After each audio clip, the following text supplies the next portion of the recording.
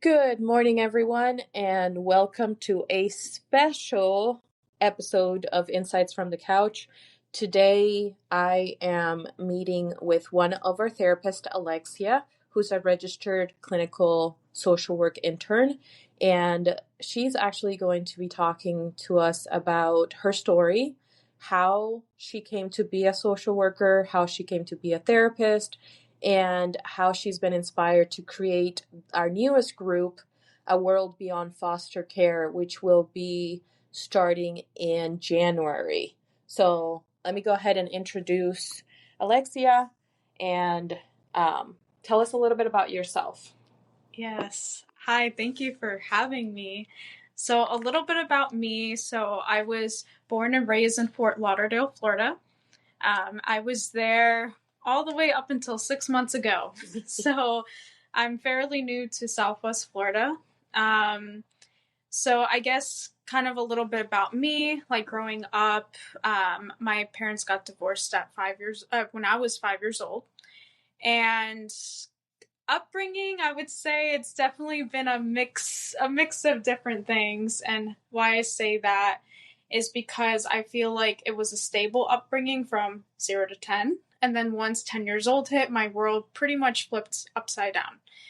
My parents both passed away, definitely due to some mental health issues. My dad had bipolar and schizophrenia. Wow. And I feel like that led to the death. My dad ended up dying by suicide. And then my mother basically got killed. So from there, I entered into foster care. And so from there, I had in and out of case managers, different people kind of coming into my life. I got involved in taekwondo, soccer, band. Basically, they basically said, okay, let's put her in a bunch of activities. It was me and my two older brothers. One of my brothers, he's 2 years older than me, and I have a brother who is 11 years older than me. Did you guys get to stay together in foster care? With my older brother who's 2 years older, yes. My brother who's 11 years older, we got separated. But we got separated because he ended up going to prison. He is now sober from opiates and alcohol use, but he was in and out of prison for most of my childhood. So can you tell us, obviously it didn't stop you from reaching your goals, because now you're an exceptional social worker and you're well on your way to becoming a licensed therapist. Can you tell us, everybody listening, how you have learned to overcome the difficulties that came from being obviously a child without parents, being in the foster care system, things like that at such a young age? What were some of the things that you learned growing up that helped you overcome those difficulties? I learned that with my difficulties, I learned that that is not the story that I have to write for the rest of my life. At a young age, I got bullied and made fun of for being in foster care because it was so uncommon.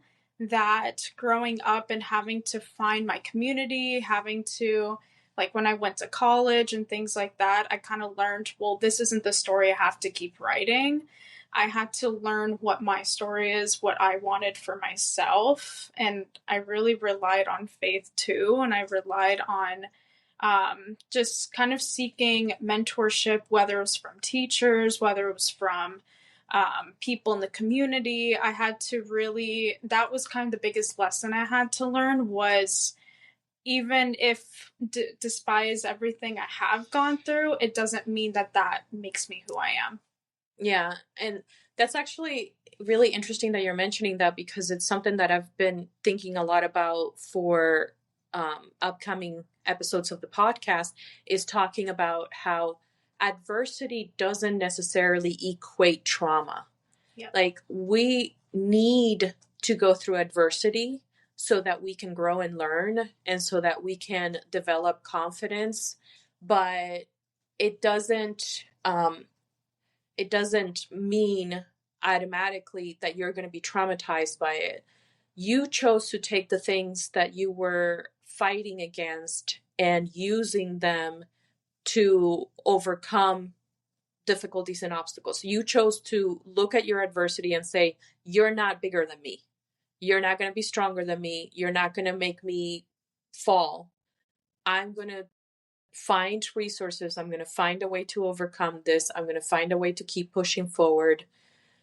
Do you have anybody in your life that you feel was, I guess, like a mentor, somebody that was significant to you that helped you? Oh, yeah.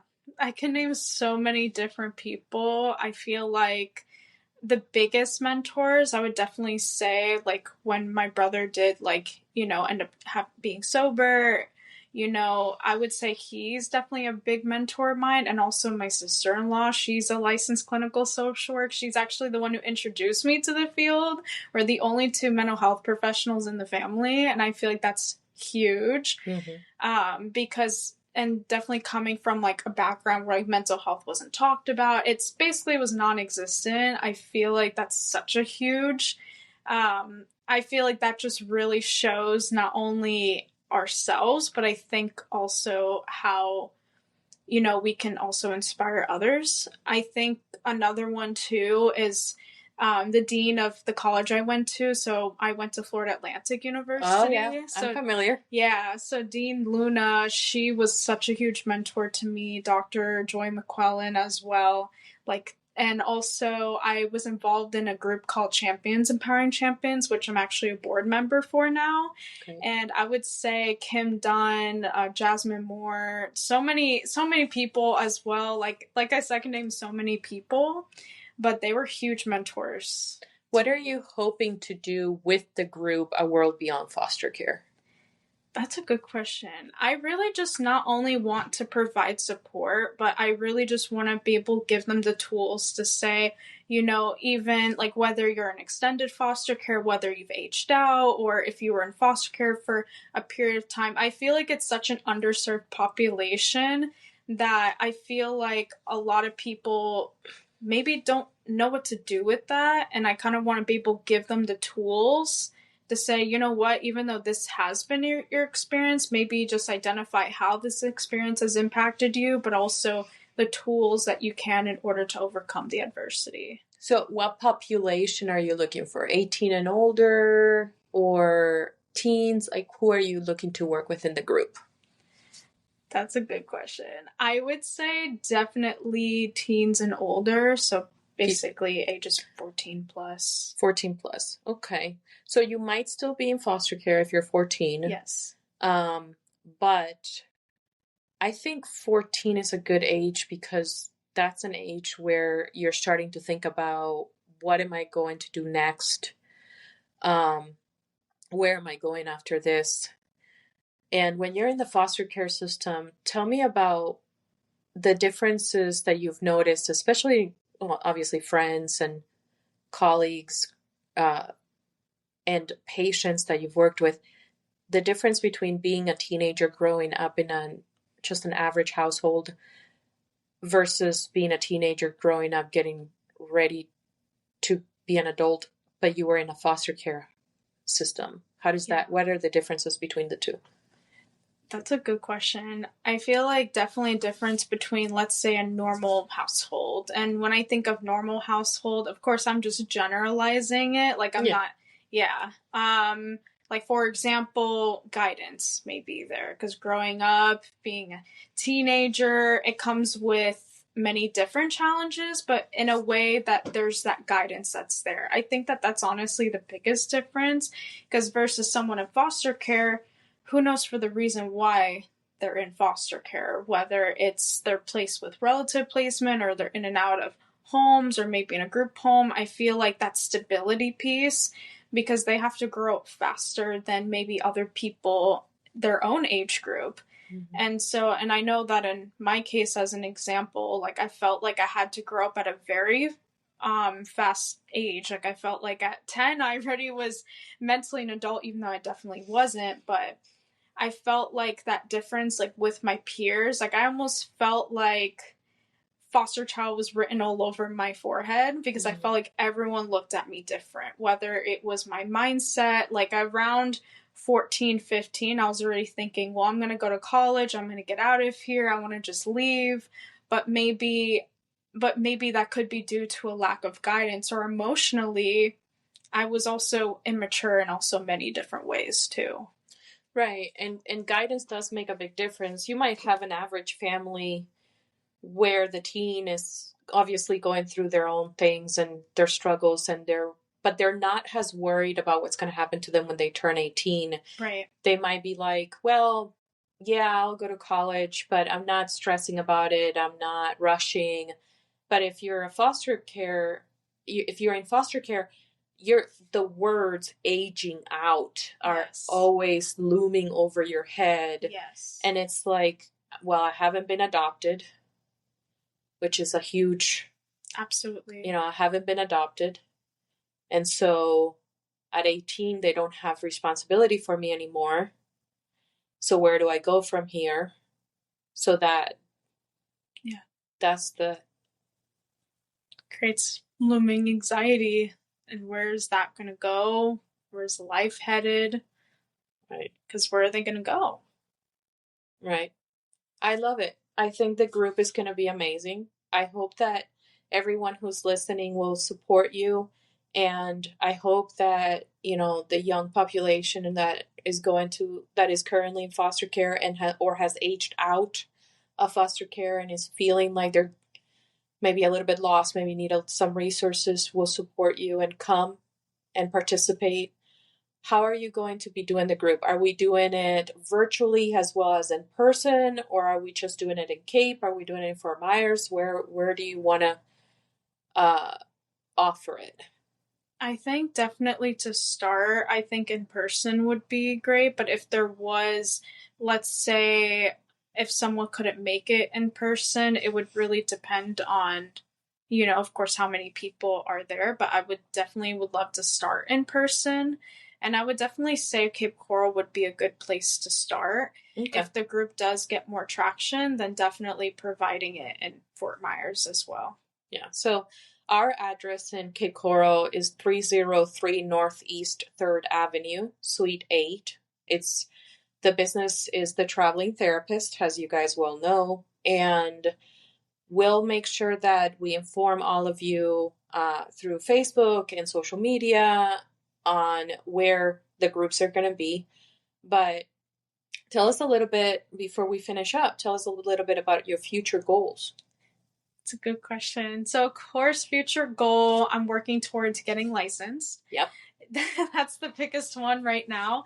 And also another big goal of mine is I do want to write my own book. All right. That's been one of my biggest dreams and aspirations since I was young. I actually wanted to be a journalist before a therapist. You give me the journalist vibe. You do. Actually, yes. I feel like you would be a good journalist too. Yes. I wanted to be a journalist because I was like, I want to write my own story. I want to write other people's story. That's what I wanted to do. But I said, wait, but I want to help people. I mean, of course, that can also help people, but I was like, okay, I want to be able to expand on that. And so, yeah, that's one of my biggest goals, is to write my own book. And I mean, God only knows where you're heading. So you have your heart set on something, and you never know, life might lead you exactly where you need to go to be able to do both, to be able to tell people's story while at the same time still providing them with mental health. Absolutely. So, okay, I'm excited for you. I'm excited for the group. January is going to be a wonderful time to get started with this. And I agree with you. It's a population that often gets overlooked. It's almost like the majority of people get to be 18 and still think of themselves as children, or still think of themselves as like, well, I'm still growing up, yes, now I have more responsibility. Yes, my parents are, talking to me and bugging me about going to school or getting my life together, but I have a place to go and I have security. And that's not what that population is looking at on the other side. And so having the group support, having a place to go where you can get resources, where you can talk about how you're feeling about the transition. It's such an eventful time in our lives, and it can make or break you. It can make a big difference on how you developed your life in the future. So do you have any final thoughts for our audience who's listening out there? Think the final thoughts, if you made it this far, thank you. Right. Thank you very much. But I think also, I hope that sharing like that piece of my story can also inspire other people, because there's moments where I have shared my story, but I don't think I've shared it in this much detail. And I think also tying into like my future goals and plans, and as a therapist, like I'm really excited for this group. I'm really excited to give back also, but this group has been on my mind for so long that I'm like, wait, this is now the time. Awesome. Because I just feel excited overall. I'm really excited for the new year. So, and I definitely appreciate you too for having me on. Well, as always, thank you everybody for listening. This is Yalily Smith. I didn't introduce myself at the beginning, but it can never be an episode without me doing something at some point in time. So thank you for listening to Insights from the Couch. We appreciate you. As always, feel free to leave us your feedback, your comments, your suggestions. If you yourself have experienced something significant in your life that you'd like to share in one of our episodes with us, we'd be happy to have you as one of our invited guests. Other than that, we'll see you on the next episode. Thank you.